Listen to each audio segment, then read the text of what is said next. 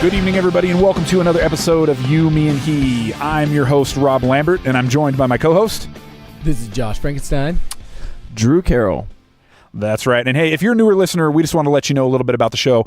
We are three buddies who met each other in 1992. We grew up together. In the early 2000s, we started a band, and all the crazy, wild decisions that come with life on the road, playing gigs, all that kind of stuff. And then now we're all husbands, we're fathers, or soon to be in Drew's case. Yes. And we've reunited to make a podcast, and all we can say is you're welcome. So enjoy it. Well, hey, tonight we're going to jump into an awesome main topic. We're talking secretly sinister Disney characters. We got some curveballs we're going to throw your way. It's going to be fun. And then we're also going to get into an amazing listener question that came to us via Facebook. It's on theme with Disney, but I'm not going to spoil it. We'll get to it. Yeah, please don't spoil it. Yeah. It's too good. Anyways, my wife, she works for a software company that makes this appraisal software. And so these appraisers and real estate agents, their names come through this system all the time. And they're just random people. Well, yesterday, the motherlode, the holy grail of real estate, the holy grail of real estate agents came through the system. And all I have to say is that if you're looking to buy real estate in Oklahoma, there is only one person that you need to go to, and that is Mr. Charles Gooch.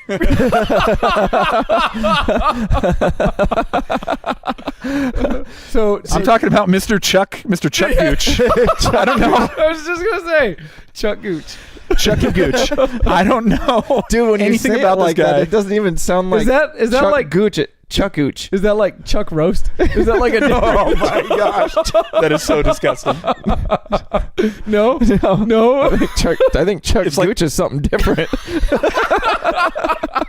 That's what it is. It's the grown-up version of Chuck E. Cheese. It's Chucky Gooch. So nothing close to Chuck Roast. Okay. Dude, what if you offer that to somebody who's coming over? Like, what are we having? Oh, I got some chucked gooch. Oh my god, it's a little smoky, but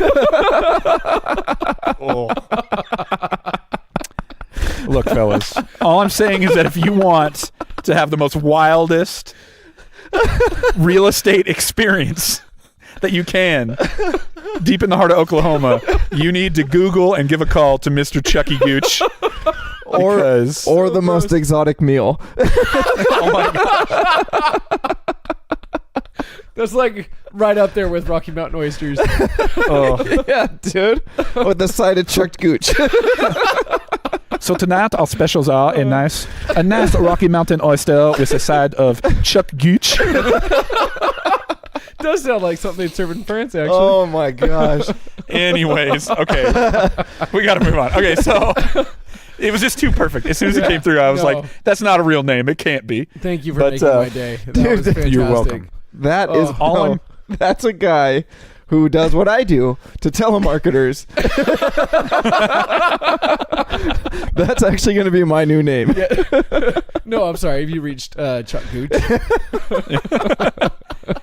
Anyways, all right. So Josh, how you doing, man? Oh, I'm not doing well, man. I'm not doing well. Had a really bad week. My baseball team. We made it to the championship game. Led the entire game. Man, just ended up losing by one run. Bottom of the sixth inning, and other team beat us. And I mean, it's really devastating. I had to go home and drink my sorrows away, and I never thought I'd get that emotional about managing a little league team with 6 to 8 year olds. But I was really emotional. I guess it just goes to show that if you're competitive and you always care about winning, you always care about winning. Oh my gosh. So you're coming off a 3-day bender right now. I'm coming off a 3-day bender. I've gone through 3 handles of whiskey. This has been my first stable day. In 3 days. Got a voicemail that I was fired. At least you waited to go on the bender until you got off the field. Didn't just start pounding them in the dugout with the little kids. Yeah, I brought these just in case. I did. That's okay. All right. So all joking aside, the night that we actually had the game, dude, I went to Walmart like 3 months ago and bought one of those soft shell, like super thick ice chests that's like, nice and compact. And I actually did put 3 Coors Lights in the bottom of the ice chest just in case. I obviously didn't drink them because I didn't feel like getting hauled away in handcuffs for public drinking or whatever it is. Dude, that's what the paper bag is for. I forgot that. I forgot the paper bag. Yeah, I probably should have taken it. Or you put it into a to-go cup and drink it out of a straw. Dang. No, I'm just kidding, man. It was a good week. Like, yeah. I mean, that one did suck. It did suck. I cried a little. A little. I cried a little. Happy tears or sad tears? Why would they be happy tears? Season's over.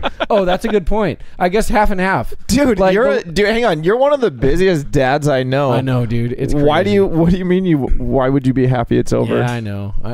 When you get caught up in just the routine and just doing stuff all the time, man, you forget like what it's like to have downtime. So, yeah. I'm here to remind you that it's great. Yeah. Try it out sometime. I will. Next time I can find a job that allows me to work 2 hours a week, I'll definitely jump all over that. Why you gotta say that? That's not true. That's severely underrated by at least 8 hours. Josh, be honest. Was there a moment in your mind where you imagined your team scoring the winning run, and then just all these like 6 to 8 year olds just gather around you, somehow on their shoulders, they hoist you into the air, you're just they run you around the diamond, just all laid out, dude, like you're crowd surfing, a bunch of pygmies like carrying me to the sacrificial fire, like oh my god, that would have been kind of funny actually. No, I didn't dream of it in that aspect. Do you think those kids are strong enough? To be honest with you, dude, I took the Coors Lights because I thought if we won, I could give them to the kids. They could pop them open and just throw them all over the place. It's like they just won a NASCAR race and there's foam everywhere. Exactly. Champagne bottles. That's how you train a NASCAR driver, by the way. That's the week in the nutshell. Nice. Drew. Sounds cool. You're up. You are up. Dude, so we had another appointment this week, and we're at the point now where we're going to appointments every 2 weeks because we're getting This is closer. For your child to be. For the child to be, correct. That's right. And have you confirmed it's not an alien? No, it always looks like an alien in that picture, dude. There's no way around. Yeah, there's no way around it. I would double check to make sure it's not a reptilian. It is definitely a girl, though. We were able to see that on the ultrasound. All right. Earther? Huh? Is it a flat earther? Oh, probably. Come on. I could see on there that she was smart and logical, so I would imagine. Oh my. Awesome. So, but it just got me thinking, like seeing that, like, we knew that we were having a girl, but seeing that it was definitely a girl, dude, just got me like, put a little bit more anxiety in me, I guess. I started. You know what they say? What? Right? When you have boys, yes, you only have one gooey duck to worry about. But when you have girls, you have millions of gooey ducks to worry about. Every other no. gooey duck. Yeah. Every other. I just made that connection. Dude, yeah. Dear God. So that was the kind of somewhat like the kind of stuff that I was starting to freak out about. I'm sitting here thinking, okay, so obviously you don't want her to be, like just a super ugly person, has a hard time, finding dates. You mean on the inside, right? You mean on the inside? Exactly on the inside. Yeah, sure. But then at the same time, you're like, okay, you don't want her to be like too attractive. You don't want her to get too much attention. You just want her to marry off easy, like a nice smooth transition. This is why we should go back to arranged marriages. Oh my. Dude, I'm starting to agree. It's starting to freak me out, Do you guys realize that between the three of us, we have bequeathed, what is it now? 6 girls? It is. Yeah, it's six girls. Six girls between the three We of came us. from a family of only guys. Yeah. Including our mom. What? Oh, that's so messed up. Where the men are men and so are the women. Yeah, dude. What is this, Kalinga? Okay, for anyone who does not live, you're gonna have to preface it though. For anyone that does not live in the Central Valley of California, Kalinga is an oil community in the foothills of the Central Valley, where yes, Andrew is right. Where the men are men and so are the women. They're not listening in Kalinga, so we're fine. No, yeah, we're okay. No one's gonna be coming down here and They don't have the internet yet. They're still on dial-up. They're still trying to download episode 1, so we're all right. they're still using bunny ears with horse Oh cans. my gosh. Dude, so wow, that really That took a tangent. So, That took a tangent. So yeah, dude, I just started really freaking out, and I just realized that I need to become scarier, dude. Oh yeah. Like I need to be bigger. I need scars. I need more scars somewhere on the face. I can help with that. You know what, dude? Just maybe lose a finger. I think that helps. Not even the whole finger, like half the finger. I think that's good. That's actually enough. more creepy. Dude, yeah, that exactly. creeps me out. Yeah, dude, if that was on myself, I'd be like, oh. You know who can take care of that finger for you, don't you? So Chuck Gooch. Let me get this straight.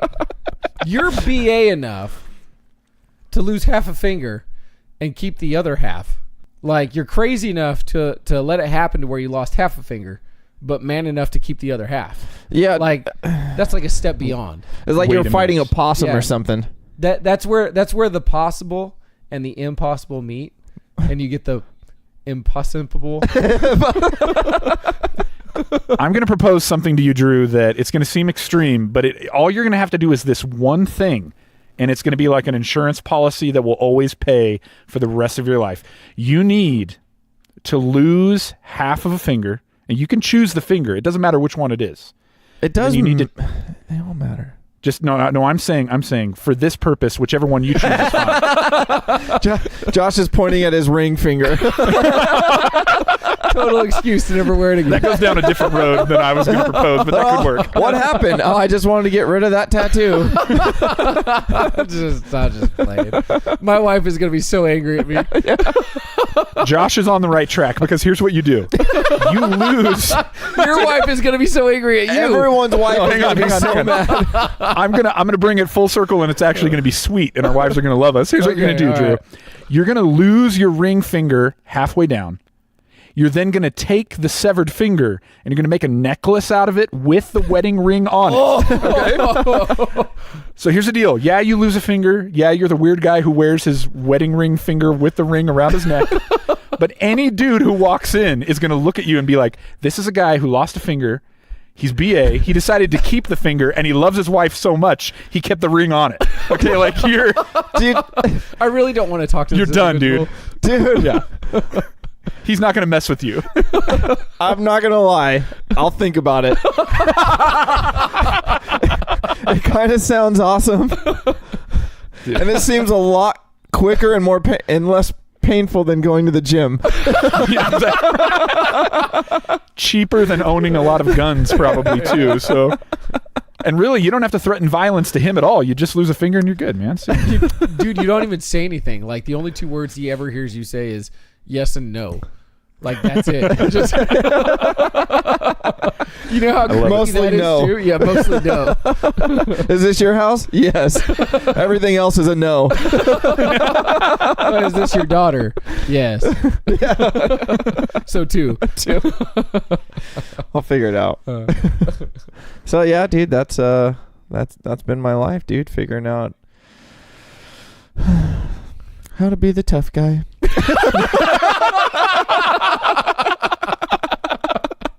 that's awesome.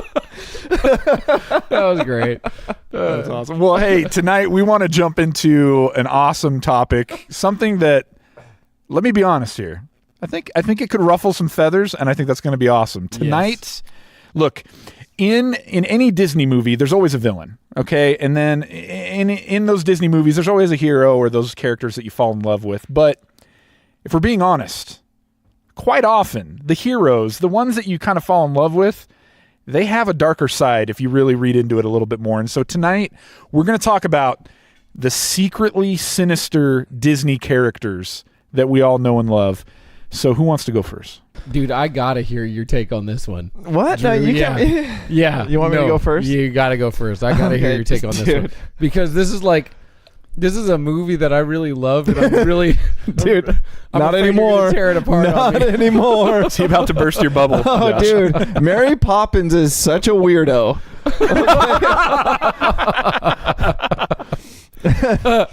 So I'm going through all these stories today, you know, and I'm like looking at all these different points of views on all these different movies and stuff, and I'm like, okay, there's some really messed up characters in some of these.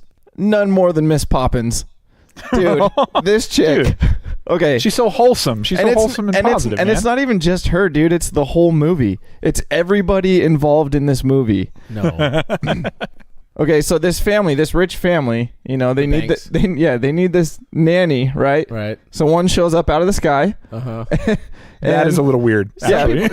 Some people would call that angelic, but go on. The wife in that family is supposed to be like this feminist, you know, right. women's rights, women's power Yeah, thing. some people would call that noble, but go on. Terrified of her husband. He puts her down multiple times in the movie and she doesn't say one word back. Some people would call that resilient, but go on. Also, okay, it's all bad. So anyways, when Mary Poppins shows up, she already knows Bert, the chimney guy, right? So they have an encounter where it shows that they've known each other previously, and Right. it hints to them maybe romantically knowing each other, you know. Oh, there's definitely a love affair that happens. So Mary Poppins takes a job to get close to Bert, right? So Oh. she gets a job in his neighborhood so that he would have to see her all the time. Okay. Okay. So All then I'm hearing is romance, but go on. wait. So all of this goes on, right? And it continues to go on. She makes references to the kids, you know, just want them to say that she loves them, and she's like, well, I can't love all the kids I say goodbye to. So she has like issues with that. After all this happiness, dude, and all this stuff with Bert, and they go to these magical places and everything's amazing, and Bert thinks everything's back on track. What happens? She leaves. She leaves. Commitment issues. Serious commitment issues. I'm still waiting for the Sinister. Dude, it's super weird. I'm still waiting for the Sinister. It's just creepy, man. It's a kid's movie. Okay, wait. So are you insinuating that basically that Mary Poppins is a tease, bro? She's not only a tease, but she's unstable. Do you think that she took the children to these magical places, or did she just give them drugs? Okay, that's Sinister. Yes. Probably. Is the spoonful of sugar That was not a something spoonful else? of sugar. Yeah, that's exactly what I was going to say too. That was Did not she a spoonful actually of sugar. fly there? Dude, we all fly, man. Just depends on the vehicle, bro. Oh my God. Dude. So you're telling me this woman comes out of the sky just to lead Bert along, and then at the last moment she just Yeah, she leaves came him high and back dry, in. bro. She came back into his life to build him up so that she could just kick him back down again, dude. That's not cool. He's already a chimney guy. So He's so clean she's chimney. got How this- much lower on the rung can he go? He can't. What's more sinister than toying with a man's heart? You know, Drew, you make a good point, dude. I'll tell you. I guess that means I'm up next. So there's always Who's more been, sinister than Mary Poppins? yeah, there's always been one Disney character that's never really settled well with me. And I think a lot of people are going to hate me for this because I'm pretty sure it's a classic movie that a lot of people love. But I just find it very, very sinister that, you know, when I watched the movie Pinocchio, there's this single man who's well over his 60s, probably never been married, has this infatuation with marionettes and toys and children, builds a marionette, and then wishes for it to become a real boy. I just got a lot of questions about Geppetto. Dude, I mean, is he just is wants he to like be a papa, man. Is he like you know, did he like leave his bishopness in the Catholic Church? Oh my. His bishopness. Josh, are you insinuating that Geppetto should be on some sort of a registry? No, I'm not saying anything. I'm just saying it's kind of weird. ML. The ML What registry. What I am posing here, I'm not accusing, is that if my theory is potentially correct, Is it not sinister?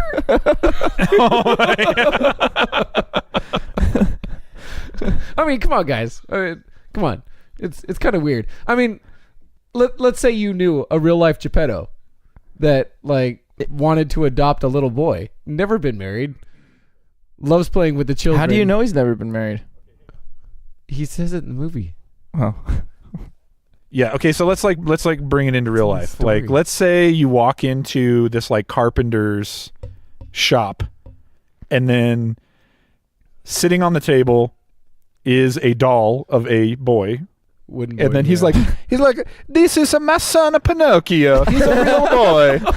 You might be like, See, now suddenly you see something came up. you see where I'm going now. You see? Yeah. Okay, and now that little wooden boy is real, with the it's alive with the promise that it will be a real live boy. If I'm 60 years old, I'm not wishing upon a star for a little boy. Yeah, especially one that's a pathological liar. That is something we should probably talk about as well. that whole family system is in trouble right now. Dude, all of these families are in trouble. Yeah, that's true. So, I'm just saying. When I started looking at all these Disney movies, I realized there was actually no good examples of anything. Here's something else that tops it off too. I mean, I might give him a little bit of slack if he had a dog, but he's got a cat. Yeah, dude, I can't Hey, side with that. Like, Do you have what? Do you have a cat? Here's the deal. You can make accusations about Geppetto all you want. he's a single but man with a cat. When you bring the cat into it, I think that's a bridge too far. You need to take it easy, okay? Wait, do you have a cat? I do not. I have no pets. A cat and a goldfish. Yeah, that's weird. That's weird. The whole thing is weird. That then right there's a did little you- sinister. And then, did you see the clothes that he put in that he put on Pinocchio? I Was it just lederhosen? Yeah, the lederhosen. but Dude, they're like, Oktoberfest. yeah, you could call it that. But I mean, it's kind of like what some girls wear today too. Oh my! It's just, Well, that makes sense. It's European. Let's be honest, Josh. That's the whole reason why you have an issue with this movie. It takes place in Europe, right? that's half of it. Yes. What kind of a name is Geppetto? Geppetto. I'm just saying that is the theory that I pose, and Rob gave a great example like several weeks ago about in Moana, like how sinister Maui actually is. Oh yeah. Yeah. So it's like He legitimately tries to murder her multiple times. Yeah. If he would have been successful, this would be a film about a young girl who strikes off on her own and gets killed on a deserted island in the middle of the ocean. She's lucky the ocean is a friend of hers. So That's all I'm I saying. don't put it past Disney. Like, I'm sure Geppetto actually worked for Disney. He was a real man. Yeah. Ironically. Are you saying this is a biopic? This is my son, Pinocchio. He's a real boy. I think it's just one of those stories that was covered up that we were never told about. And then what they said was, "Oh, we could make this into a movie, and people are going to love it." So we have ruined Mary Poppins. We have ruined Geppetto. Pinocchio. Yeah. It's all And now I am going to strike. I am going to strike at the heart of many female Disney fans. Okay, there's one fella who has who has come recently onto the Disney scene that a lot of ladies look at as sort of a Disney heartthrob. But I'm going to burst your bubble because here's the deal. He is literally possibly the biggest con man in the history of Disney. And not only is he a con man, but he pulls off the biggest heist of any Disney character ever. Uh-huh. I am talking about Mr. Flynn Rider from the movie Tangled. Yes, he's got Wait, the did you see smolder. that one? Yeah. Oh. I've seen them all. Oh, yeah. Well, Drew, have you not seen Tangled? You will. have will. Not, no. Oh, you were Probably. missing out. You were missing out on You a will. fine. I mean, it's a thrill ride. It's a family thrill ride. You should see it. It's great. It's And- really good. And dude, I mean, Mandy Moore is just like, It's I so mean, good. she's stellar. It's great. She's stellar. It's a cartoon, Oh, right? It's As a, Rapunzel. Yes. Oh, Yeah. it's up there. Yeah. But I digress. Flynn Rider. Okay. Here's the deal. Yes, this is a guy who's got the smolder. Okay. He has the ability to seduce the ladies. Okay, he's charming, sure.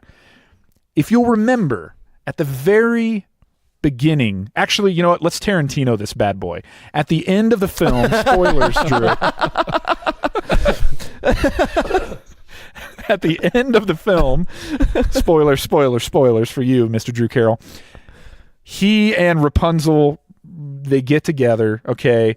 They marry each other. She's reunited with her family. It's obvious that they're living in the kingdom. They've got back to the castle. You know, she's living as a princess. You know, for better or for worse, he's living as a prince. Now, Yeah. it was a long and winding road that brought them to that point. But if you remember at the beginning of the film, we are introduced to Flynn Rider trying to steal the crown jewels. Right. And before he does, he stands there and he says to the guys, fellas, that's it. I've decided. I want a castle. By the end of the film, this guy has seduced his way. He knows that Rapunzel is the lost princess. Okay? He seduces his way into her heart until he is he's literally living in the castle. He seduces his way, he grifts his way, he heists his way into royalty and pulls off the heist that he basically foreshadowed at the beginning of the film. Flynn Rider is a con man. He's not a hero. He is not a good guy. He is a bad, bad man who took advantage of a young girl and has stolen the crown. That's all I'm saying. So Love is a Heist. I mean... Band name, TM. Look, all I'm saying is that, is their love legit? Did he really fall for Rapunzel, or did he find a way to work himself into royalty, bro? He was a common thief. Now he lives in the lap of luxury. Yours isn't sinister. Yours is a capitalist, and that's okay. Dude, are you kidding me? He's just working the free market, dude. Dude, he takes advantage of By the way, if young girl. anyone ever talks No. about my daughter like that, when she gets older, I will destroy them. Exactly. Dude, he's the Kaiser Soze of Disney. Okay, he left everybody else in the dust. He seduced his way in, and at the end of the day, dude, he is. And he did it without the limp. He's gonna be the king someday, right? I don't know. I didn't see the movie. Awesome. Well, hey, you know what? We'll throw out a poll, and we'll let the audience be the judge. Who is the most sinister character? We're talking Geppetto. Flynn Rider. Geppetto. They're Flynn going to be Rider, like, who's Flynn Rider? Who is the most sinister character? Flynn Rider, the ultimate con man. Mary Poppins, the heartbreaker. Maybe the drug pusher, if we're being honest. Dude, a lot of things. Yeah. Or Geppetto, the dirty, dirty old man. We'll throw it out there. He's my son, a Pinocchio. We'll throw it out there for a poll. We'll let the people decide. Speaking of keeping the conversation going, tonight we have an awesome listener question that is in the Disney theme. It came via Facebook from Michelle Agati, and it says this: gentlemen, did Sleeping Beauty have a catheter or a colostomy bag? Like, what was the deal with that? This lady was asleep for a long time. What's going on there? Okay, so there's one approach. Medically speaking, however still impossible, since she was sleeping and there was no tube to feed her, she couldn't go. Or my alternate theory, which I actually prefer, part of the curse was that the three fairy godmothers had to go on her behalf.